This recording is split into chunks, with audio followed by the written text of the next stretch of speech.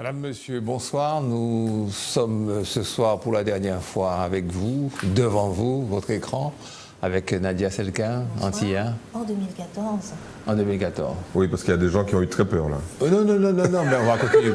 2015, quand il y a les prospères et fructueuses. Ah bon, okay. Michel Branchi, journal Justice. Bonsoir à tout le monde. 6e dan de karaté. Tout à fait. Et puis je profite de l'occasion, puisque maintenant la perche, un de nos élèves vient de remporter la Coupe de France de karaté, Lionel Nardi, qui est un société, qui est toujours licencié à notre club, l'Amical Karaté Shotokan, et qui donc fait un exploit parce qu'il a eu rupture des ligaments croisés, etc. Et, opération, et il revient 2 ans après fort. Champion. Donc il a à la fois des capacités physiques, mais un fort mental, qui est donc l'esprit des arts martiaux. Mais vous n'avez pas communiqué sur ça, je pense. Eh bien, dans Justice cette semaine, nous reparlons. Il y a eu un petit papier quand même dans France Antilles la semaine dernière, mais effectivement, il mérite qu'on en parle.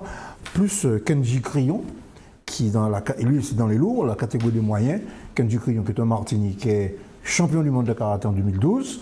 Et lui aussi, rupture du genou, rupture des ligaments croisés, et qui revient aussi, Martiniquais, originaire du Lorrain. Tu penses que si je fais du karaté, je pourrais récupérer mes 2 genoux qui sont morts? Tout à fait. La preuve, j'ai 2 opérations de genoux et je fais du karaté tous les jours. Bah, je vais venir. De toute façon, je pense que les 2 choses importantes que tu fais sur Terre, c'est le kiosque et puis le karaté. Ça commence par la même lettre. Ouais. Oui, le K, tu es l'homme du K, le K.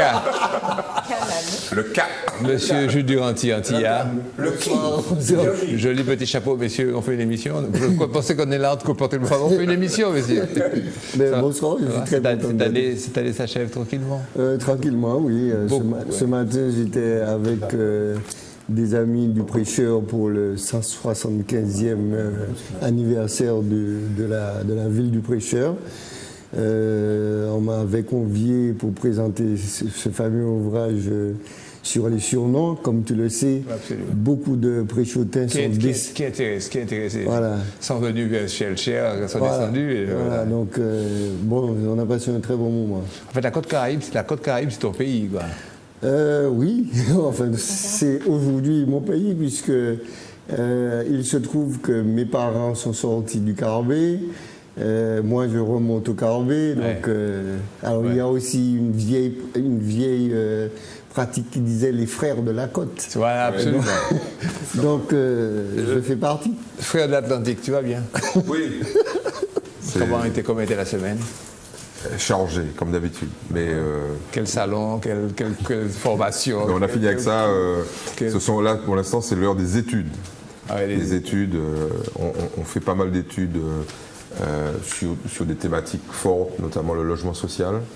Parce que voilà, c'est quand même ça. Mon boulot principal, c'est quand même d'analyser des éléments sociologiques, économiques de la Martinique, et c'est extrêmement riche. Pour le logement social, Bérézine est une catastrophe, il y a de quoi travailler. Oui, enfin, il y a beaucoup de choses à dire. Il y a un potentiel énorme. Naturellement. Un potentiel énorme. Mais il faut quand même rappeler, et ça, je ne suis pas obligé de donner tous les chiffres, je suis quand même tenu au secret, mais il faut quand même rappeler aux Martiniquais que 100 000 Martiniquais vivent dans le logement social. 100 000. C'est-à-dire 25% de la population martiniquaise vit dans le logement social, ce qui donne aux bailleurs sociaux, aux 3 bailleurs sociaux majeurs historiques, un pouvoir considérable, et je pense qu'ils doivent s'inscrire dans le quotidien justement de l'exercice et de la gestion de ce fameux pouvoir. Oui. Parce que 100 000 personnes, c'est quand même beaucoup d'électeurs. Oui, beaucoup d'électeurs. Et de consommateurs. 100 000 loyers.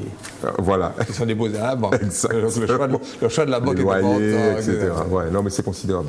Loi Macron, M. Letchimy fait acte de candidature pour siéger à la commission spéciale chargée d'examiner le projet de loi Macron avant sa présentation devant l'Assemblée nationale le 26 janvier. Alors, ce qui est amusant, c'est que sur les 70 membres de toute tendance de cette commission, il n'y a aucun ultramarin. Aucun ne figure. Maladresse, acte volontaire, oubli, le pas important, discrimination, je ne sais pas. Enfin, vraiment. En tous les cas, M. Letchimy a insisté pour en faire partie, ce qui est trop tard, puisque la commission est déjà installée. Votre jugement lapidaire et rapide sur ça? C'est que, de toute façon... Alors, tout d'abord, est-ce que l'application de la loi Macron ici est importante ou pas? Oui. Oui, il faut le dire, parce qu'on pourrait porter une loi qui... Et oui, quel que soit le jugement qu'on peut porter sur la loi Macron, c'est une loi qui va modifier le travail le dimanche, les prud'hommes, les professions réglementées, les professions dites réglementées, la concurrence, les transports, c'est un truc quoi. C'est énorme. C'est énorme. Et on prétend que c'est une loi qui doit libérer l'activité et dégager des points de croissance. Si les promoteurs de la loi ont raison, comme nous sommes dans une croissance qui est nulle, si les détracteurs, à l'inverse, disent que c'est une forme de régression sociale, à partir du moment où vous êtes dans un pays où les indicateurs sociaux sont généralement plus mauvais que ceux du centre. Les conséquences, quelle que soit la polarité, sont importantes. Donc c'est important. Et ça nécessite un examen par nos élus. Et le président de la République, lors du fameux déjeuner du Conseil représentatif des Français d'Outre-mer, le machin qui a été créé par monsieur... Le cran. Non, pas le cran. Ah oui, monsieur Karam. Monsieur Karam, c'est-à-dire que tous des gars qui rêvent d'être des petits Obama en France. Ne fais pas de... Vas-y. Le président a dit il faut que chaque fois qu'on prend des textes, qu'on fasse l'effort d'examiner quel est l'impact dans les pays d'outre-mer. Eh bien, M. Macron ne l'a pas entendu. Elie, là-dessus? Mais plus généralement, moi je voudrais parler de l'attitude de nos députés et sénateurs sur l'ensemble des projets de loi. Ils ont, à de rares exceptions près, mais là je vais les globaliser, les mettre tous dans le même sac, ils manquent singulièrement de vigilance. Alors, comme eux, ils sont très occupés, j'attaquerai leur attaché parlementaire, qui manque singulièrement de vigilance. Mais ça, c'est le niveau de l'attaché parlementaire choisi par les députés. Oui, mais bon, on va dire que peut-être qu'ils font de mauvais choix, mais en tout cas, comme on l'a montré ici à plusieurs reprises, notamment sur le texte de loi de la CTM, qui gère notamment le mode électoral, il continue à manquer de vigilance. Ne parle pas d'acronyme, on n'est pas encore habitué. La collectivité territoriale de Martinique, la fameuse assemblée unique, pour que tout le monde manque de vigilance. Mais complètement. Et sur Macron, par exemple, ça fait un bail qu'il annonce qu'il va faire une loi. Et Macron, c'est un type qui de manière générale, fait ce qu'il annonce. Et on l'a vu. Même si ça risque d'être assez chaud à l'Assemblée nationale, mais il aurait fallu profiter de cette loi-là pour introduire un certain nombre d'idées qui sont propres. Puisque c'est une loi immense. Mais oui, c'est une loi fourre-tout. On aurait dû en profiter. Ok, Nadia. Pour le coup, finalement, c'est d'un côté, on peut se dire les Outre-mer ne comptent pas, et d'un autre côté, quand on voit effectivement le manque de vigilance que font nos élus, que font les Outre-mer, ça donne raison à ceux pour qui on ne compte pas, et c'est vraiment dommage. Non, il y a eu à un moment donné une tentative de... je me rappelle à l'époque, Pierrot Petit était député, de constituer un intergroupe d'outre-mer. Mais il y a un intergroupe. Alors il y a une délégation. Oui, il y a une délégation. Il existe en tous les cas une identité. Dans chacune des deux assemblées. Oui, dans chacune des assemblées. Au Sénat. Oui. Serge Larcher est le président. Parce qu'il est évident que sur ces questions-là, il est bon d'avoir une force de frappe et de réunir les moyens. Vigilance, mais oui. Bon. Et moi je suis convaincu d'ailleurs que quand on le fait, je connais un autre sénateur qui avait quand même ce fonctionnement, et qui avait des collaborateurs de qualité. Bon. Eh bien, il faut d'abord étudier techniquement ces projets de loi, et avec le souci d'avoir quelle incidence. Ouais. Bon. Je prends l'exemple, la question du petit commerce. La question du petit commerce. Bon. Eh bien, il y a quand même, à Paris, Anne Hidalgo a commandé une étude d'impact, ce qu'on reproche à la loi Macron. Elle a commandé une étude d'impact sur l'ouverture du dimanche. Sur l'ouverture du dimanche, et La conclusion, c'est que ce qui fait l'originalité du petit commerce parisien risque de disparaître si on prend cette loi. Donc l'argument que ça veut elle a et que des Paris est éléments déjà- de- L'argument du tourisme, quand même, du tourisme, non. Paris est déjà la première ville touristique du monde, ça n'a rien changé. Ouais. J'ai la conclusion de un son avis étude. ou pas vraiment, ouais, c'est simplement que. Ouais. Bon, l'octroi de mer a été finalement reconduit par l'Europe, avec quelques améliorations. Oh. C'est la communication de Mme Poulanger, j'ai pas encore vu, j'ai pas lu le texte. L'exemption je compte sur vous pour l'exemption de déclaration. L'exemption de déclaration pour les petites entreprises au chiffre d'affaires inférieur à 300 000 euros. Oui, c'est-à-dire Ça, c'est vrai. qu'on a beaucoup plus d'entreprises qui rentrent Oui. dans le système. Bon. L'extension des possibilités d'exonération pour certaines activités économiques, recherche, enseignement et tourisme. Le tourisme. Ouais. Bon, c'est pas mal. Oui. En fait, ça, c'est important. C'est important. Ça, c'est important. C'est hyper important parce que, en fait, quand on parle octroi de mer, on pense à des produits. Il y a aussi Et les les services. services. Oui, les services. Et surtout que, de plus en plus, un certain nombre de services importent de la matière première pour rendre du service intellectuel. Par exemple, tout ce qui va toucher à la prestation intellectuelle peut être taxé. Et l'exonération de toute de l'ensemble des importations, entre guillemets, de prestations intellectuelles. Et il y a des produits qui sont assimilables à de la prestation intellectuelle. Par exemple, tout ce qui va toucher les logiciels. Est-ce qu'on peut être exonéré de l'octroi de mer parce qu'on utilise ces dans le logiciels-là cadre d'une voilà, activité donc ça c'est touristique. intéressant et c'est un progrès. Mais par contre, le système n'est reconduit que pour 6 ans, non pas pour 10 ans. Ouais. Et deuxièmement, l'inclusion de nouveaux produits dans le système de taxation différentielle qui permet de protéger la production est toujours aussi rigide. C'est-à-dire que c'est difficile d'introduire de nouveaux produits. Or, Attends, il prend quand même une révision annuelle possible de la liste des produits. révision annuelle possible au niveau européen, hein. Pas au niveau français. Hein. Bon, c'est-à-dire que... Enfin, il faut du lobbying. Il va falloir du Oui, il lobbying. faut bouger, quoi. Il faut faire remonter. Autrement dit, si je suis un fabricant de savonnettes, je décide de faire une savonnette aux karités. Aujourd'hui, il me faut pendant un an faire du lobbying, dépenser. Mais Michel, ça a toujours été comme ça. Bon, ouais, mais Alors, de toute façon, ça c'est un point de vue qu'on peut qualifier d'idéologique.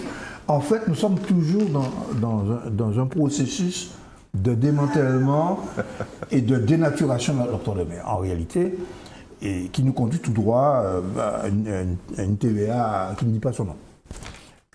Est-ce qu'une TVA ne serait pas finalement plus... elle est de toute façon, c'est plus pratique à gérer, À gérer, mais ouais, il y a un plus risque. efficace, ouais. Mais il y a un risque majeur, c'est que Mais- les revenus de cette TVA Nous échappent. nous échappent. Et puis, elle est foncièrement injuste. On va pas. Oui, on ça va pas- sera moins ciblé. Ouais, parce que on est bien d'accord qu'une TVA, c'est celui qui consomme qui va la payer d'une manière ou d'une autre. Il y a un élément qui me semble intéressant, qui va au-delà de ça, c'est que, et ça c'est plutôt une bonne nouvelle, on parlait de lobbying chaque année, c'est que, en fait, nous, on est quand même des grands feignants, quoi, de temps en temps. Pas tout le temps, mais de grands feignants. C'est-à-dire, on se dit, bon, ok, c'est Bougaba, nous, ça pour 10 ans, 20 ans, nous qu'à rouler, quoi. Alors que le monde, c'est pas ça. C'est-à-dire qu'il y a une espèce de paradoxe.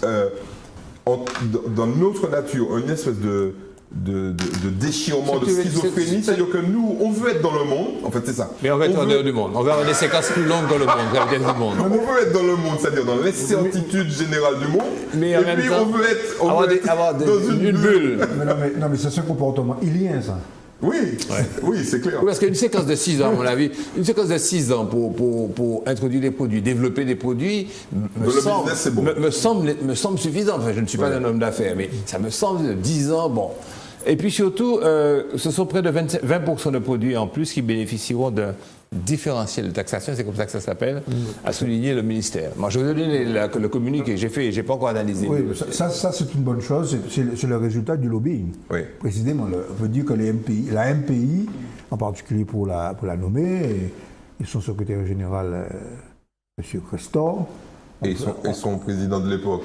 Le FEDOM, c'est ça La FEDOM. La FEDOM. Ouais. Mais bon, tout le monde s'y est mis. Hein. Tout le monde s'y est mis. Là. En clair, je veux dire, les plus ardents défenseurs de l'octroi de mer, parce que ça, c'est la version positive de l'octroi de mer. Il y a une version négative, c'est l'impôt. Ouais. OK. L'octroi de mer protège les productions locales. Mais c'est ça qui gêne. Mais oui, ça gêne. Ah, mais il récupère, il ponctionne du pouvoir d'achat sur les Martiniquais. Mais donc, les plus ardents défenseurs de l'octroi de mer, ce sont les élus locaux. Oui, c'est la ressource principale. Donc, imaginons qu'on sucre, parce qu'on a participé à un colloque qui disait très clairement que ce vers quoi on va, c'est un remplacement à terme, et à mon avis, c'est les 5 dernières années. Très clairement, c'est les 5 dernières années. On va faire une rapide... Sauf si le rouble russe fait s'effondrer par contagion. Monsieur, nous allons faire une rapide revue de presse anti-IA, si vous voulez le faire passer à l'écran. Alors, à la une, non, on ne l'a pas encore, mais je vais en parler toujours. Gilbert Eustache nous précise les règles du jeu pour 2015. Après la fête de Rivière-Pilote, est-ce que, pour l'interrogation, Nilor définitivement consacré? Dans son libre propos, Henri Pied reprend la question, parce que c'était le titre, c'était la une dont s'inspirait le titre du titre du livre propos, Nilor définitivement consacré, en disant que dans l'analyse de Pied, en quelque part, ça veut dire que tout le monde était là, ils sont tous venus, que du beau monde, et que c'est dans la perspective, c'est évident, de l'élection de décembre 2015, et que les principaux candidats, je reprends ces propos, devront compter sur des têtes de liste disposant de confortables marges. C'est le motif, hein, c'est ça le principe. Attractif.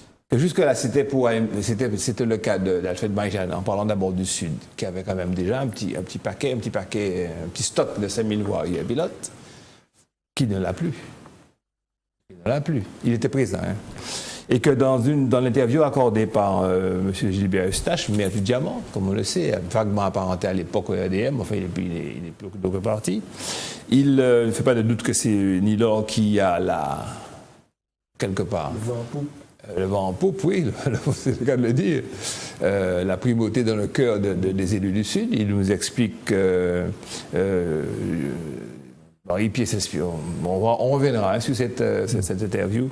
Que si Nilor accepte de franchir le pas, qu'il sera le candidat des maires du Sud, quasiment tous les maires du Sud, et que paradoxalement, sans être maire lui-même, il sera logiquement une tête de liste, un leader adéquat, idoine pour cette collectivité. Pour cause, parce qu'il n'a pas d'exécutif, il n'a pas de mandat exécutif et qui rapportera de l'escarcelle du camp un différentiel important, parce que lui, il est à peu près sûr d'avoir les 5000 voix de Rivière-Pilote, ce que M. Marie-Jeanne n'est pas du tout sûr d'avoir. Paradoxalement. Parce que dans le déroulement de la... Est-ce que quelqu'un est propriétaire de... Attends, mais c'est une analyse qui est faite. Non, c'est une analyse qui est faite. Mais tu donneras après ton sentiment. Dans l'analyse qui est faite, Nilor a été réellement acclamé à cette fête de patronale. M. Théodose l'a acclamé, l'a vraiment présenté. Lui-même a appelé M. Théodose à la tribune et ils ont incité tous les maires présents à une certaine solidarité. Hein. Il y a une entente, une harmonie qui semble être parfaite entre Nilor et M. Marie-Jeanne et M. Théodose, qui n'existe pas entre Marie-Jeanne et Théodose. Donc, dans cet handicap qui est celui de la répartition par section, on voit que même si M. Marie-Jeanne a effectivement alors là, je te donne la parole, repose ta question maintenant, est-ce qu'on est propriétaire des voix ? Et développe sur ça, parce qu'on a bien vu comment Marie-Jeanne est partie du Sud et est allée sur le nord, le centre atlantique. Moi, je crois que, effectivement, tous ces calculs sont basés sur l'idée, je suis maire de tel endroit, donc j'ai un potentiel. Or, plus nous examinons le nouveau mode de scrutin, plus, à mon avis, il y a des inconnus sur les comportements. En tout cas, jusqu'à nouvel ordre, il s'agit d'une élection à la proportionnelle, avec une tête de liste, je dirais, nationale martiniquaise, et des têtes de liste de section. Bien. Alors, c'est vrai que la difficulté de ceux qui auront à faire ces listes, il faut à la fois bien sûr des personnalités représentatives du terrain, mais en même temps, il faut tenir compte de ce qu'on appelle la société civile. Il faudra des sportifs, il faudra des artistes. Mais, il faudra attends, tu sais combien de personnes il y a sur les listes? Tu fais comme si ce sont des listes de... 55. Comment 64, tu peux mettre... 64. 64. Comment tu peux mettre... Et 55 élus. Comment peux-tu mettre sportif Bien sûr. Oui, 64. Avec 64, on peut. Et paritaire. Et paritaire. Et en plus la parité. Strictement Alors, On met des sportifs. non, moi j'en viens à l'analyse que nous faisions. Ah bah, c'est intéressant, c'est intéressant sur le plan, je dis, anecdotique. C'est bien de voir que des gens peuvent se réunir le temps d'une fête patronale et prendre un petit punch ensemble et se congratuler. Il n'y a pas que ça, hein. Il n'y a pas que des congratulations. Il y avait la présence de M. Azéro, et Azéro, il y avait aussi une réunion la semaine précédente à Grand-Rivière, de la même nature, où c'était le docteur Lise qui était mis en vedette. Et où Joachim Bouquetti a fait allégeance et où ça a provoqué l'ire, d'après ce que je crois savoir, du maire de Sainte-Marie. Et donc, c'est bien. Mais la vraie question, c'est que nous assistons à la constitution d'un syndicat de maires. C'est un syndicat de maires qui veulent peser dans les différents camps sur la formation des différentes listes en disant « nous là ». Ok. Dit, attends, avant je vais demander à... Est-ce que toi qui es un homme du terrain, sur la côte Caraïbe, est-ce que tu ne sens pas la prégnance des maires, la présence des maires dans le vécu, dans le quotidien? Est-ce que pour cette collectivité, est-ce que l'homme du peuple, ton voisin, ne va pas faire confiance et n'apportera pas ses voix à son maire? Est-ce que... Il me semble que c'est j'ai envie de dire, l'attitude légitime, parce qu'on a tendance à légitimer la personne que l'on connaît le plus. Mais justement, dans la perspective de il semble que c'est pas la même... Ça change, quoi. Et donc, je crois justement que c'est ça qui provoque une espèce de...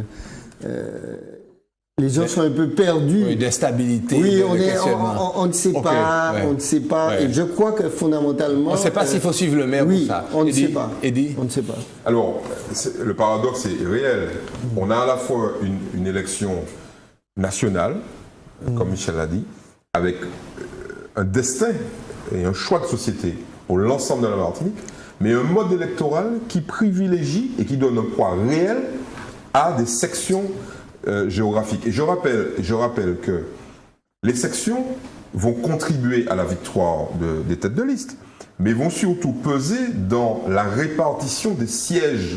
Ayons qu'en clair, si le Nord vote pour un parti, si le poids de ses voix au Nord est majoritaire, il devra envoyer à l'Assemblée une majorité de gens du Nord.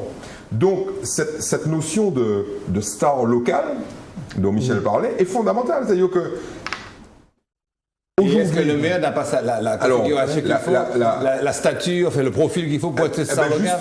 Justement, ce qui est terrible, c'est que le maire, il va détester cette élection. Parce que, en fait, il n'est que faire-valoir. D'ailleurs, que c'est un attracteur de voix. Et que ça ne lui servira à rien. Ça ne lui servira à rien. Parce que juridiquement, il ne peut pas dans l'Assemblée. Dans l'Assemblée, il est mis de côté. Et c'est terrible. Explique pourquoi. Alors, il faut expliquer que la loi qui met en place la collectivité territoriale de Martinique interdit, et c'est une première, un cumul. Interdit le cumul de la gestion des exécutifs. Ça veut dire en clair, quelqu'un qui dirige une mairie ne peut pas diriger ni l'Assemblée, ni le conseil exécutif de cette future CTM. Donc, la problématique, c'est qu'on a besoin des maires, enfin le leader de chacune des listes a besoin des maires pour attirer des voix. Mais une fois qu'il est élu, il n'a plus besoin du maire. Il ne peut pas lui donner du pouvoir. Et le maire ne va pas se contenter de venir à l'Assemblée, s'asseoir sans avoir de pouvoir réel. Parce que ce qui était intéressant pour les maires, par exemple au Conseil général ou au Conseil régional, c'est de venir et d'être dans la commission permanente, c'est-à-dire l'organe exécutif. C'est pour ça que régler le problème. Tous les vice-présidents, même si le président n'est pas un maire, Josette Mann n'est pas maire, Letchimy n'est pas maire. Mais les vice-présidents sont des maires. Mais là, c'est fini, puisque dans l'organe exécutif, il ne peut pas avoir non plus de maire. Yodero. Est-ce que dans l'autre organe, parce que tu as l'exécutif et puis tu as ensuite... Dans l'Assemblée non plus. L'Assemblée, le président ne peut pas être maire, et ses vice-présidents non plus. Donc, qu'est-ce qui reste pour les maires? Rien du tout. Enfin, il reste, et Michel va rebondir probablement dessus, le pouvoir dans les organes qui seront, on va dire, en contrepoids. C'est les communautés d'agglomération. Les communautés d'agglomération, CAPSEM, CAP-Nord, etc. Voilà. C'est là qu'ils devront exercer. D'autant que les réformes en cours, les réformes territoriales, vont quand même concerner la Martinique, parce que tous les pouvoirs qui vont être donnés aux conseils généraux en France, aux conseils départementaux, aux régionaux, seront redistribués à la collectivité territoriale. Bon, mais dans le même temps, les intercommunalités vont être renforcées. Oui. Bon, et donc, il y aura un plus grand pouvoir dans certains domaines. Il faut préciser, alors il ne va pas jusqu'au bout, parce que je le soupçonne de vouloir préserver la santé mentale des maires. Il dit les pouvoirs vont aller à la CTM, mais les pouvoirs supplémentaires des communautés d'agglomération vont être pris où? Chez les maires. Ouais. Les maires vont perdre du pouvoir. Mais c'est déjà un peu le cas. Non, mais ça va être spectaculaire. Ça va être spectaculaire. D'accord. Et donc les types, on leur demande, rassemblez vos électeurs pour qu'on parte à la bataille, mais surtout, ne venez pas sur la liste. Et on peut analyser les fameux 14 là, qui se rassemblent régulièrement pour avoir leur fameux candidat, comme une espèce de club de réaction à cette espèce d'élimination des maires. C'est une réaction vitale. Mais quand ils vont s'en rendre compte, ils vont simplement exiger de placer des amis à eux. Oui, pour qu'ils aient le pouvoir. Oui, mais les amis à eux, ils ne sont pas totalement... Une fois que les amis à eux sont partis, sont élus, ils n'ont pas oublié, mais... Rappelez-vous ce qui est arrivé à Delépine au Robert. Et voilà. En tous les cas, la conclusion d'Henri Pied, je la lis, et Claude Lise, de même qu'Alfred Marie-Jeanne, auront à ramer pour affirmer ou réaffirmer aujourd'hui leur présence. Je dis présence et pas leadership. C'est-à-dire qu'il envisage même l'exclusion de ces deux leaders. Je crois qu'ils ne seront pas contents de cette édition dont il y a de cette semaine. On aura de belles émissions en perspective. Oui. Je le sens. On va faire ça. C'est-à-dire qu'il vient, on vous promet de faire une émission politique. Nadia, les femmes dans tout ça, ça vous intéresse? Tes collègues, tes soeurs, tes copines, vous parlez de ça? On ne parle pas de politique. C'est un peu lapidaire ce que je veux dire, non pas parce que c'est inintéressant. Par rapport à la collectivité unique, il y a beaucoup de choses derrière cette collectivité unique. Un vrai redécoupage, pas territorial seulement, mais dans la distribution. Vous avez beaucoup employé le terme de pouvoir. Moi, j'aime plutôt dire, on va mettre des gens, chacun à leur place, pour faire un travail et pour faire avancer un territoire. On ne peut plus être juge et parti, tu ne peux pas gérer une commune pour aller vite et puis avoir de l'influence ailleurs pour faire progresser ta commune. Ce sera toujours au détriment d'une autre. Donc l'idée, enfin moi ce que j'y vois, l'idée c'est vraiment de mettre chaque personne à sa place pour qu'un territoire progresse. Un boulot. Donc quelque chose de beaucoup plus logique. Une parité obligée. Malheureusement, je n'entends pas beaucoup parler des femmes politiques en Martinique, c'est un énorme vide. Les rares vont me lyncher, c'est pas grave. Mais par rapport aux autres départements d'outre-mer, par exemple, paradoxalement en Martinique, on aime beaucoup dire Poteau, Mitan et compagnie, il n'y a pas de femmes politiques qui fassent l'unanimité, comme la Guadeloupe a Lucette Michaud-Chevry, ou la Réunion, je ne me souviens plus du nom de la dame, ou la Guyane, merci, ou Taubira. En Martinique, il n'y en a pas.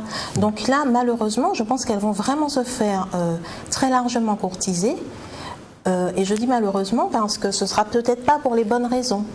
Juste attirer des voix et puis jouer... Pour satisfaire les besoins de la loi. Voilà, sans que derrière elles soient vraiment aux manettes et contribuent en tant que citoyennes à faire progresser. Je suis moins pessimiste que toi, tout simplement parce qu'aujourd'hui, il y a beaucoup, dans les mouvements politiques, il y a beaucoup de femmes, il y a de plus en plus de femmes.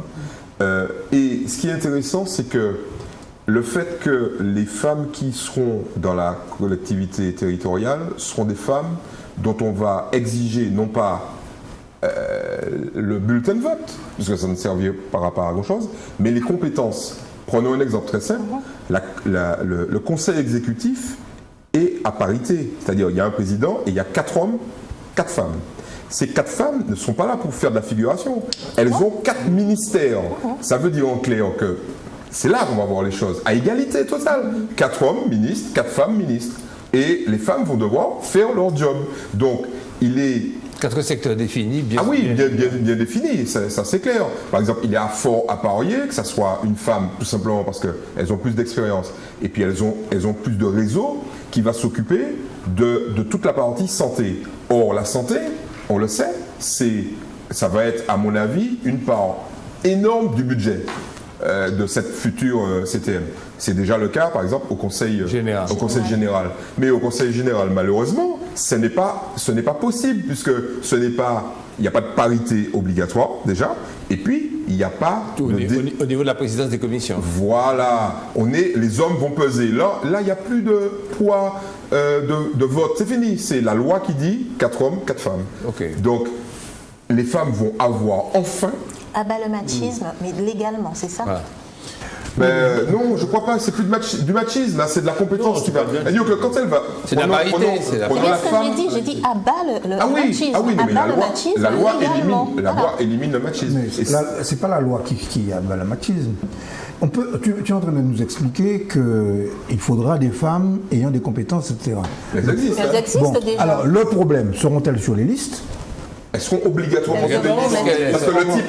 Et celles qui sont sur les listes ont-elles cette compétence? Elles sont obligées. C'est-à-dire que. C'est ça la question. Non, mais alors, il faudra les trouver.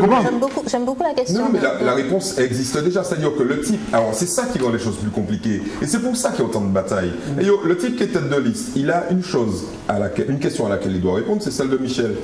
On va lui dire, quand il va venir devant ses militants et qu'il va présenter sa liste, on va lui poser une question avant tout. C'est qui les 8 personnes qui vont gouverner? Tandis que quand tu présentes ta liste aujourd'hui, par exemple, imaginons qu'il y a des élections régionales aujourd'hui, on ne te pose pas cette question-là. Tête de liste, point. Ça qui est, pas qu'à compter là, il y a ou tête de liste ou gentil. Mais tu crois? Oui, les ministres, c'est qui? C'est qui les 4 ministres? C'est ta question à toi, mais pas je. Non, pourquoi je. Non, mais dans les états-majors, c'est déjà le cas. Pour une raison qui est extrêmement simple, ces 4 personnes-là doivent être protégées en termes d'élection. Ces 8 personnes doivent être protégées en termes d'élection. Donc, elles doivent être systématiquement placées en haut pour être élues automatiquement. Mais la plupart d'entre elles, et c'est ça qui est terrible, la plupart d'entre elles n'ont pas l'aura et le charisme des hommes politiques. Elles ont l'aura politique. L'aura politique. Et ce sont des gens qui sont hyper compétents, mais qui ne sont pas forcément. Non, je parle des futurs ministres qu'on va mettre. Il vaut mieux, sinon tu te plantes. Il vaut mieux, de toute façon, ça va être à plein temps. Donc il vaut mieux, un type qui va s'occuper par exemple de l'éducation, il vaut mieux que ça soit un spécialiste de l'éducation, sinon c'est pas la peine. Tandis qu'aujourd'hui, c'est pas obligatoire, puisque ça ne se voit pas.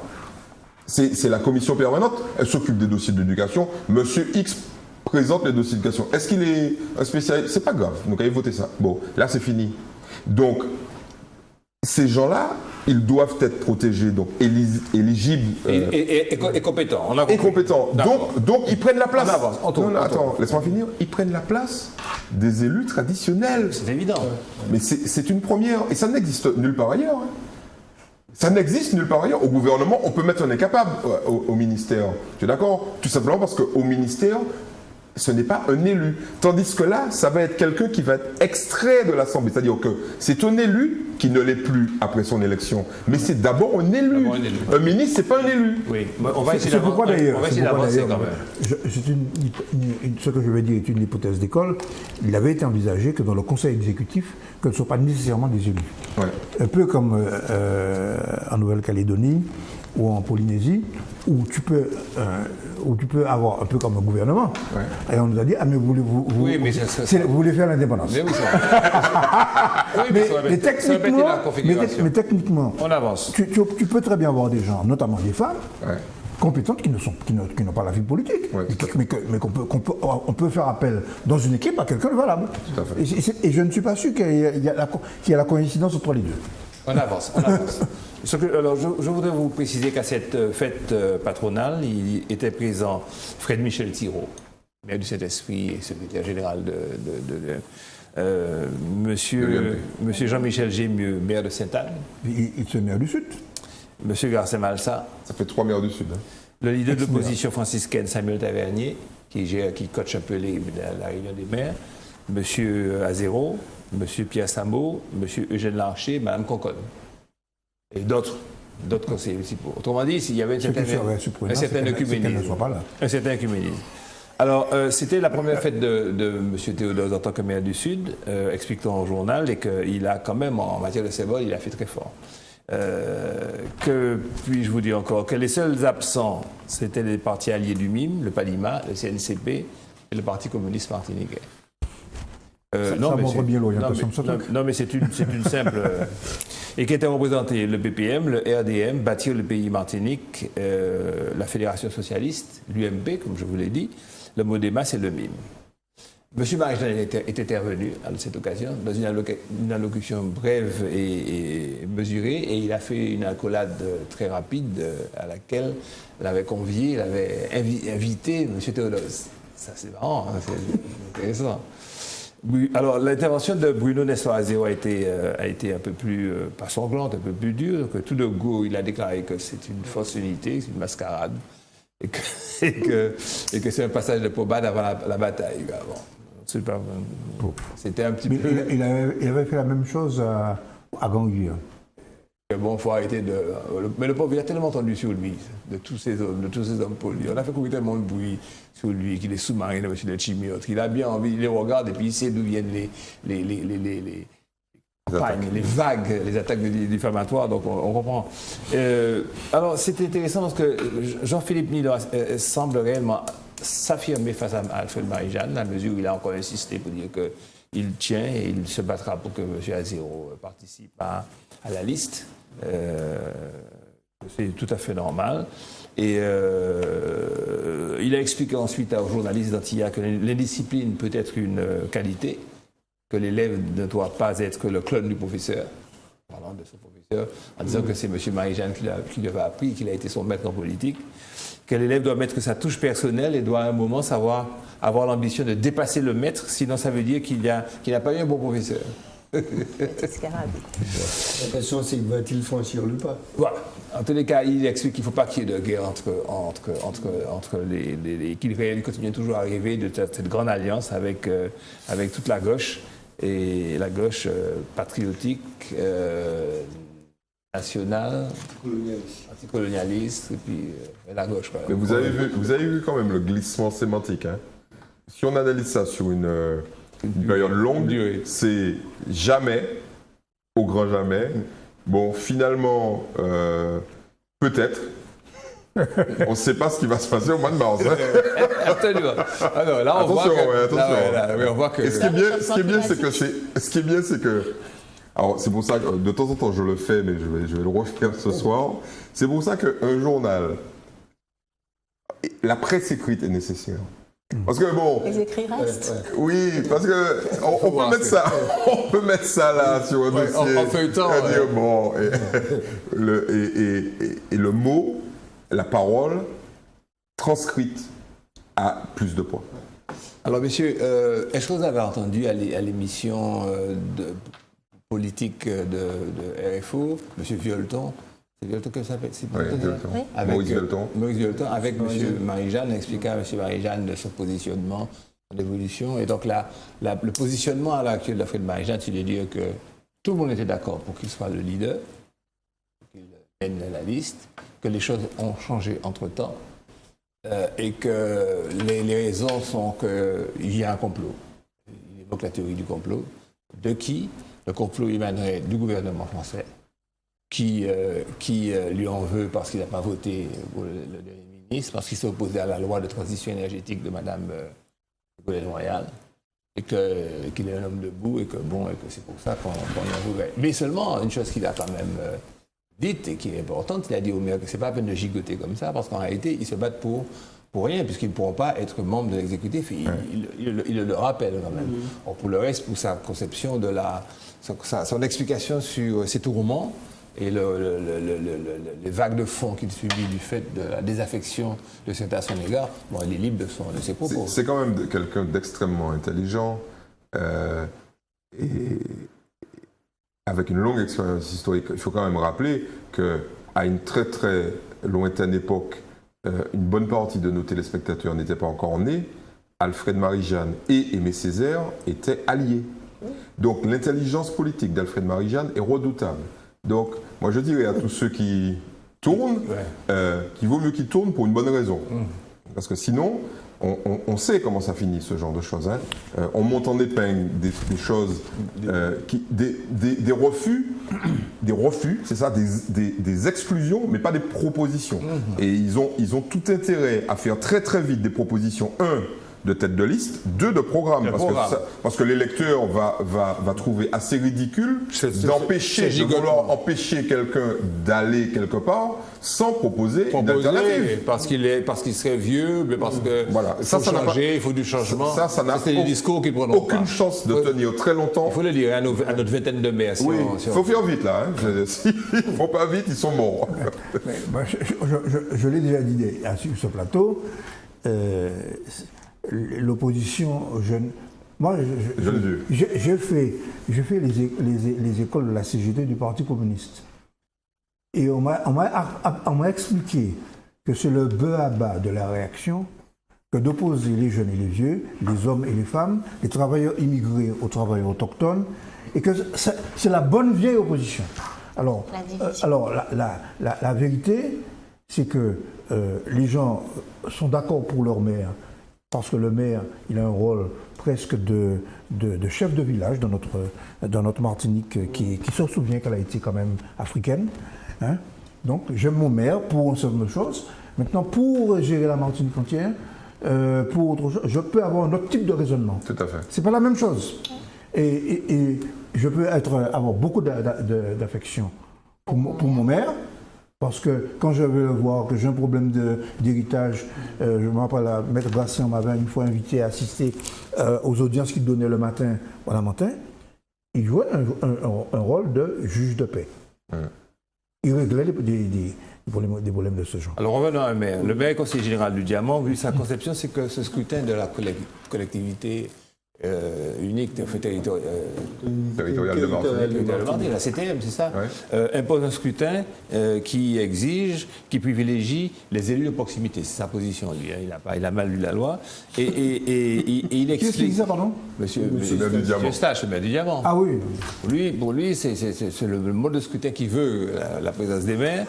Et il explique qu'il donne des nouvelles de ce fameux groupe des élus municipaux. Il dit qu'ils sont une vingtaine, je vous l'ai dit.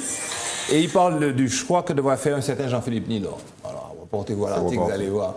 Mais alors, pour lui, ils sont donc une vingtaine prêts à discuter. Et alors, pour lui, il ne doit pas y avoir de leader autoproclamé. Il faut qu'il y ait des groupes qui se constituent, que 2 groupes émergent un leader. C'est sa conception de... Il faut rappeler un truc important à nos téléspectateurs, c'est que les maires ont été réintroduits dans le jeu décisionnel de la CTM, non pas à l'Assemblée, au Conseil exécutif, mais à ce qu'on appelle le Congrès. Et ce qui risque de se passer, c'est l'amertume. L'amertume, et je vois ça venir, hein, l'amertume qu'ils vont avoir à être exclus du jeu exécutif opérationnel au jour le jour, ils ne les conduisent à une espèce de course à la folie dans le Congrès. Parce que aujourd'hui, demain plutôt, la différence avec aujourd'hui, c'est que le Congrès décide, comme tout le monde le sait, décide de l'avenir institutionnel. Ou en tout cas, demande par un vote solennel au Premier ministre, au gouvernement français, de faire bouger les lignes en matière de statut. C'est à cause ou grâce au Congrès qu'on en est là aujourd'hui. Mais dans ce Congrès, aujourd'hui, il n'y a que les représentants du Conseil général et du Conseil régional et les élus nationaux, députés, sénateurs. La loi, et c'est pour ça que je renvoie systématiquement les hommes politiques avec lesquels j'ai des discussions, à la loi. La loi a prévu que le Congrès puisse accueillir les maires.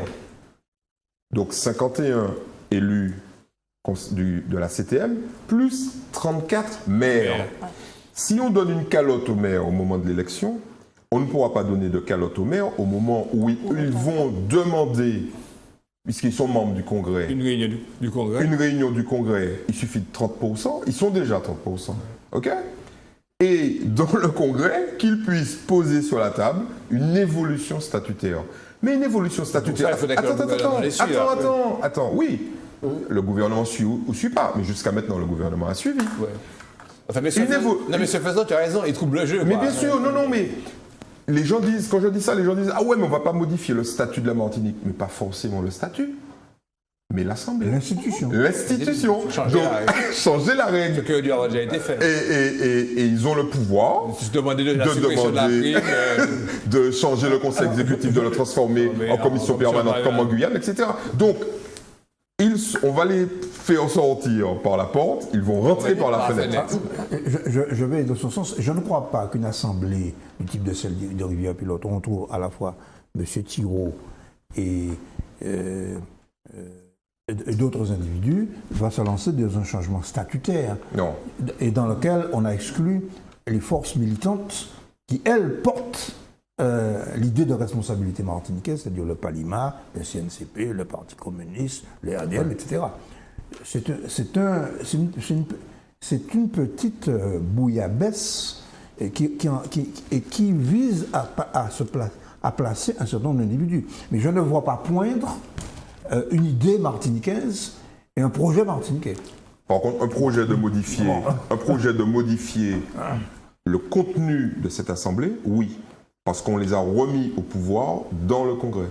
Donc ça aussi, c'est une idée qu'il faut faire. Je ne vois point de nulle part aucun projet martiniquais pour l'instant. Je te dis en passant. Obama aux Cubains, somos todos americanos. Dada.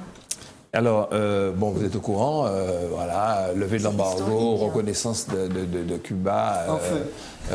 Tu vas un peu vite là quand même. Hein. Oui.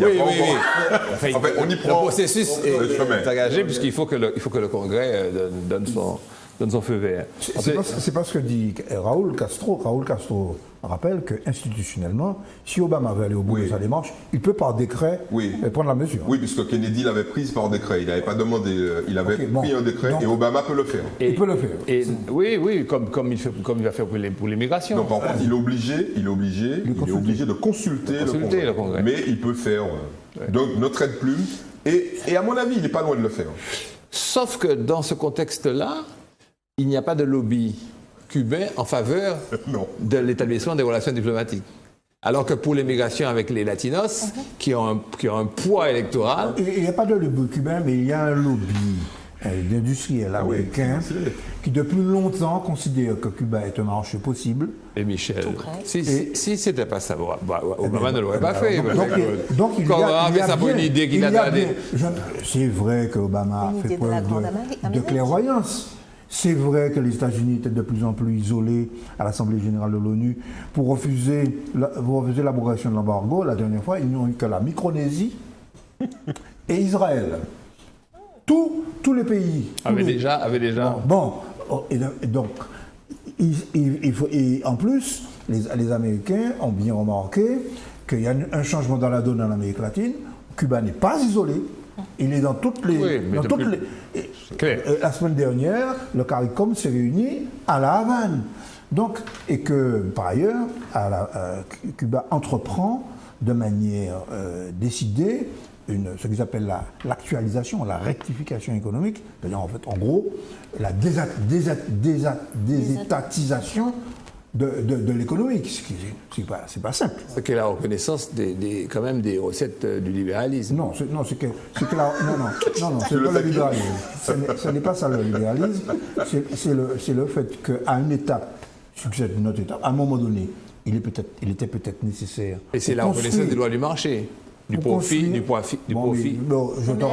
te renvoie vers Bokharin en 1922, la NEP. Donc, c'est pas d'aujourd'hui que les économistes qui sont partisans d'une économie socialisée pense qu'à l'intérieur d'une économie socialisée, il doit y avoir des espaces d'économie de marché. C'était à l'époque où la Russie était exsangue. Et par ailleurs, je te signale qu'il y a un grand parti communiste qui développe l'idée de ce qu'on appelle l'économie socialiste de marché, qui n'est autre que le Parti communiste chinois. Alors, ok, bon. Qui est un pays capitalisme d'État. C'était une grosse vaste rigolade. Mais ce que je veux simplement dire, c'est pas rien d'ailleurs, parce qu'il y a 1 500 000 travailleurs cubains qui doivent passer du secteur public au secteur progressivement vers le secteur privé. Donc Cuba est en train de se modifier, et c'est ça que Obama a eu l'intelligence de comprendre. D'ailleurs. Obama, il peut tout faire. Il a déjà été réélu. Ouais, c'est ça, et voilà, il termine son mandat et il peut tout faire. Mais sinon, c'est presque... je sais pas, je fais partie de la génération, on a toujours connu Cuba... comme ça. Voilà, est-ce que ça va encore un sens? Est-ce que pratiquement ça va encore un sens? Non, à l'ère de la mondialisation, ça n'a plus de sens des pays isolés, même la Corée du Nord, ça n'a plus... Est-ce que ça n'a pas servi à maintenir finalement Fidel Castro à faire vivre le mythe? J'ai envie de dire que justement, aujourd'hui, est-ce que le système qui a toujours s'est arc-bouté contre les États-Unis, aujourd'hui où... Ceux qui ont envie, disons... non, je ne pense pas. C'est vrai que je ne sais pas si vraiment... en tout cas, pour moi, ça a trop d'irruit de toute façon. 62 ans. Et Obama a eu raison, en tout cas, d'enclencher le phénomène. Espérons que ça va aller jusqu'au Congrès et que les choses vont véritablement se mettre en place. Je pense que les intérêts économiques vont l'emporter. Je pense que c'est... Les intérêts économiques l'ont toujours emporté. La télécommunication, les banques, les transferts d'argent, la vente. Les voyages, c'est déjà le cas. Les voyages. L'ambassade, en fait, c'est pas une ambassade. La mission de représentation américaine à Cuba, à La Havane, est située sur le Malecón. C'est les Suisses qui s'occupent des intérêts diplomatiques, mais il y a un bâtiment énorme, mais gigantesque, parsemé d'antennes paraboliques dans tous les sens, où les États-Unis, alors ce qui est assez génial, parce que moi j'ai vu ça, les types ils sortent de l'aéroport en limousine noire avec des jets donc, du gouvernement américain.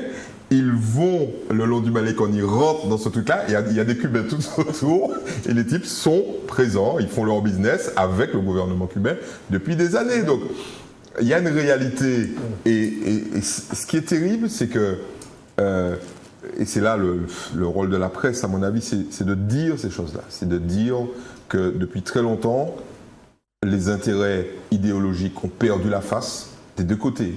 Mais c'est... Et peut-être qu'on va être d'accord, c'était pas des intérêts idéologiques.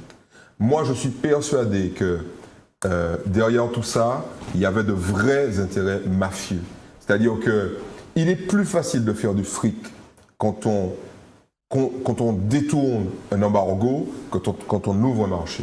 Ok, et un certain nombre. C'est une conséquence, c'est pas une cause. Mais oui, mais ça entretient. Mais ça entretient, c'est-à-dire que. La conséquence entretient. Voilà, on remplace la cause. C'est-à-dire que beaucoup de Cubains sont persuadés que si une partie de l'oligarchie cubaine ne profitait pas de l'embargo, l'embargo serait levé depuis longtemps. Et idem de l'autre côté, parce qu'on sait pertinemment qu'il y avait des flux, que la mafia cubaine de Miami gérait avec la mafia cubaine de La Havane. Alors, dans les médias, ils sont hyper virulents. C'est la guerre. Et dans la réalité, c'est le business. Quoi. Le Papa a joué un rôle crucial et le Vatican, un rôle d'intermédiaire, dit la presse, essentiel dans un rapprochement historique annoncé mercredi entre les États-Unis et Cuba, a indiqué aux responsables américains. Il prend des risques, ce pape. Hein. Mais il est sur les traces de Jean-Paul II, qui avait un fort pas pouvoir, mais il avait vraiment à cœur une mission diplomatique. Ça, c'est pas un révolutionnaire. Non, mais ça demande-toi à Michel si c'est pas un révolutionnaire. Moi, ce qui me frappe chez ce pape... Il est sud-américain aussi. Ce qui me frappe chez ce pape, c'est qu'à l'inverse des autres papes catholiques, il ne dit pas simplement, il ne dénonce pas simplement les inégalités et la misère, il dit aux déshérités qu'ils doivent se révolter et qu'ils doivent lutter contre les inégalités. Et c'est pour ça que certains disent qu'il est communiste. C'est un pape Mais révolutionnaire. c'est la vieille théorie sociale de l'Église. Hein, c'est pas- Non, c'est pas, non, justement, c'est plus que la théorie sociale de l'Église. C'est plus, ce n'est pas simplement. Il va au-delà de la théorie de la libération. Ce n'est pas le simple fait de dire, de dénoncer, du point de vue moral, la misère, les inégalités. Il dit que les inégalités sont liées à un système économique donné. Il ne nomme pas. Et il dit que ceux qui subissent ces inégalités ne doivent pas les accepter, doivent lutter. Contre le système. Contre le système. Mais il ne parle pas de comment surrection c'est ça armée. Non, mais il va loin, par exemple. très loin. Moi, je viens de lire un article, on est là pour faire le kiosque, hein, un article du Monde exceptionnel sur la pédophilie en République dominicaine. Le pape a récupéré un archevêque polonais qui violait des gosses en République dominicaine, l'a rapatrié de force au Vatican et l'a mis aux arrêts. Et le type, il passe son procès en début janvier. Et c'est inédit, c'est quelque chose d'extraordinaire, quoi. Le type, il a arrêté, c'est-à-dire la police du Vatican a arrêté le type et l'a mis aux arrêts. C'est une grande première. Vous avez dû comprendre qu'on nous rappelle de façon intempestive que le temps de l'émission est écoulé. Alors je vous donne rendez-vous au début du mois de janvier. Notre première émission se fera le 8 janvier. Passez de bonnes fêtes, lisez, instruisez-vous, et puis comment on dit ça en espagnol, hasta la muerte. Hasta la vista. Hasta la próxima. Hasta la próxima. Hasta la próxima. Bonsoir madame, bonsoir mademoiselle, bonsoir monsieur. Somos americanos. Somos todos Hasta la vista, americanos. baby. Bien, même nous le...